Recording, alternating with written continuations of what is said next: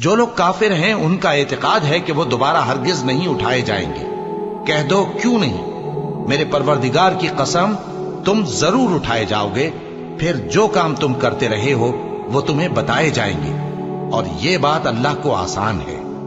تو اللہ پر اور اس کے رسول صلی اللہ علیہ وآلہ وسلم پر اور اس نور یعنی قرآن پر جو ہم نے نازل فرمایا ہے ایمان لاؤ، اور اللہ تمہارے سب اعمال سے خبردار ہے۔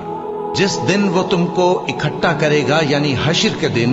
وہ نقصان اٹھانے کا دن ہے، اور جو شخص اللہ پر ایمان لائے اور نیک عمل کرے